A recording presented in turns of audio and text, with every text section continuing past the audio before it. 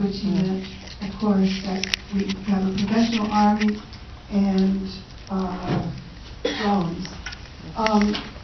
Of course, we do have skin in the game, as was discussed, especially by David, in terms of the huge amount of money that is going to war as opposed to our needs at home. But I haven't found that to be a very salient argument. I've found it difficult in my own work for people to see the importance of that. And so my question to you is, how do we make those connections? How do we inspire people to really work for peace when they don't see that it's affecting them? Dennis or Leah? Well, Leah? Okay, Susan?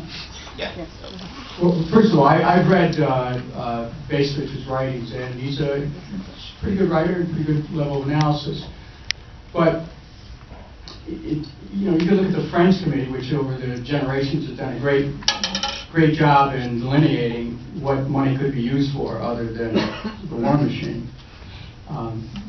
We do have so-called skin in the game. As a matter of fact, we have our men and women who serve, their skin is literally on the line, and they have families, and so I would say that we need to do a couple things. First of all,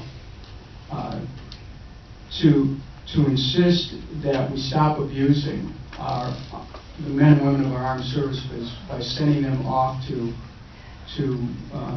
wars that are based on lies. That's number one. Number two, and to hold accountable in criminal court anybody who sent them there based on lies. And number three, to start to redirect the priorities of the country. It's been said many times, every war is taking food out of people's mouths.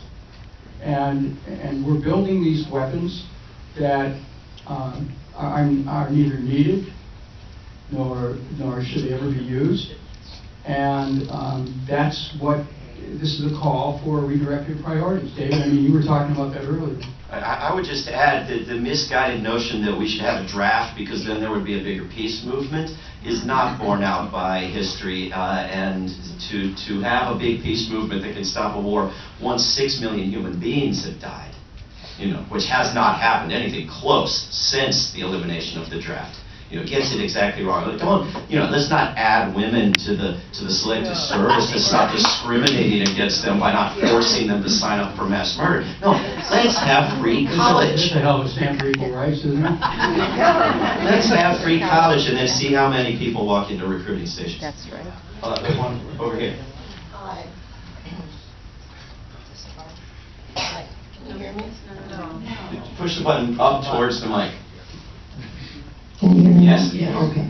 I'm delivering here a copy of Eleanor Holmes Norton's Nuclear Weapons Abolition and Economic and Energy Conversion Act, which, Dennis, you signed onto the last session that you were in Congress. And I thank you very much for doing that. And I would like to ask